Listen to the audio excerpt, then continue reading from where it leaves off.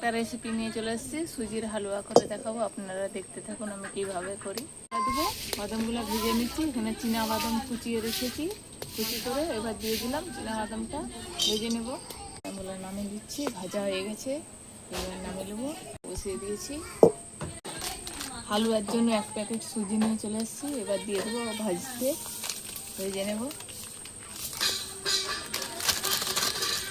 এবার নামিয়ে নেবো, ভেজে নিয়েছি। এবার এখানে পানি দিয়ে দেবো। কড়াইটা বসিয়ে দিচ্ছি, আগে থেকে পানি লাগবে, পানিটা দিয়ে দিচ্ছি। সময় ঘি দিইনি, এখন দিয়ে দিচ্ছি ঘি লাগবে। একটু ডালডা ঘি দিয়ে দিলাম। এখানে এলাচ ফেটিয়ে দিয়ে দিচ্ছি ফ্লেভারের জন্য। ফুটে গেছে, এবারে সুজিটা আগে থেকে ভেজে রেখেছিলাম, এবার দিয়ে দিলাম। হালুয়ার জন্য সুজিটা দিয়ে দিলাম।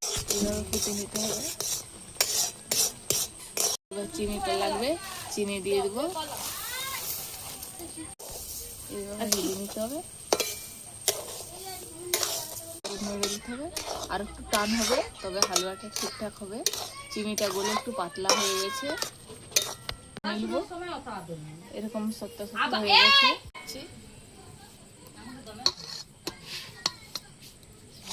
শক্ত শক্ত হয়ে গেছে, এরকম শক্ত শক্ত করতে হবে। করে নিচ্ছি এইভাবে, খুরপি দিয়ে দিয়ে এইভাবে সেট করে নেব। করে নিয়েছি, এবার ছুরি দিয়ে কেটে দেখাবো।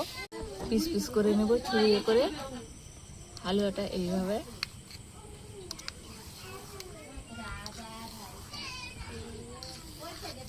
এইভাবে কেটে নিচ্ছে। আগে থেকে বাদামগুলো কুচি করে রেখেছিলাম, উপর থেকে দিয়ে দিচ্ছি।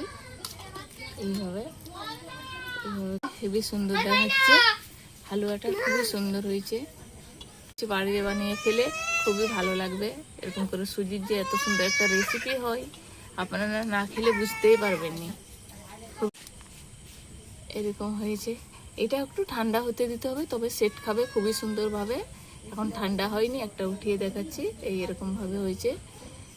ঠান্ডা হয়ে গেলে সেট খেয়ে যাবে। এটা খুবই সুন্দর।